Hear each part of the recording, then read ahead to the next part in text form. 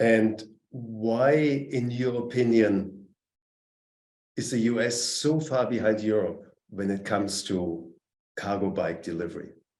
So, I think there's a very long list of reasons things are different. I don't really like to characterize it as a single sort of linear system where some places are farther along than others, because it implies that your expectation for this other place is that it's going to follow a similar like adoption curve. I don't think that's true. I think the solutions that they might still be called cargo bikes, but I think the solutions that work in North American cities or North American communities might look quite different than some of the ones that work in some European cities. But I find the word Europe I'm a little uncomfortable with summarizing that that one set of things is happening in Europe and one set of things is happening in North America. I don't think that reflects reality very well. That's an interesting point that you're making, that the solutions for the US might be looking different than the solutions that work best in Europe. Mm-hmm. Can you elaborate on that a little bit? Yeah, so maybe one example is if you look at what kinds of cargo bikes are being used in Gothenburg, in Sweden, and what kinds of cargo bikes are being used in New York City. So Gothenburg has essentially in the center of Gothenburg, an entirely separate bike network. So bike lanes are separate from car or truck travel lanes. They're also separate from pedestrian pathways. To a very large extent, there may be, some examples for locations where they overlap.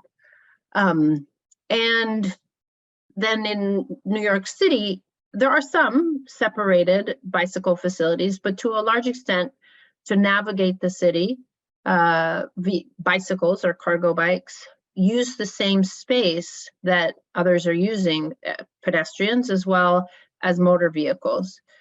And so you have, so that presents some different challenges to operations and to vehicle selection. So the cargo bikes that are being used in Gothenburg tend to be sort of larger, almost more, there's like a four-wheeled, some of them are four-wheeled, some of them have two trailers, they're probably, at least 4 feet wide, but they're operating in bike lanes where they're relatively independent and not in conflict with other users.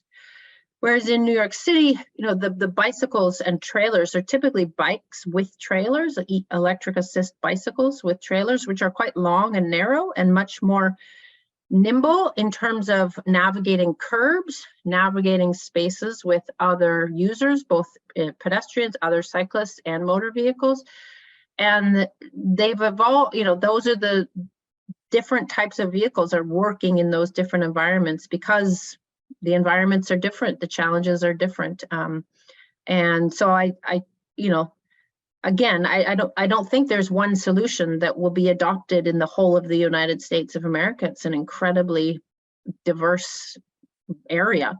So I think we might see, just in some places like New York, which is quite unique, a set of solutions that works only there, or maybe in a handful of other cities, and we'll see different types of vehicles or sort of networks with micro hubs that work in other kinds of communities. And I think that experimentation is happening now.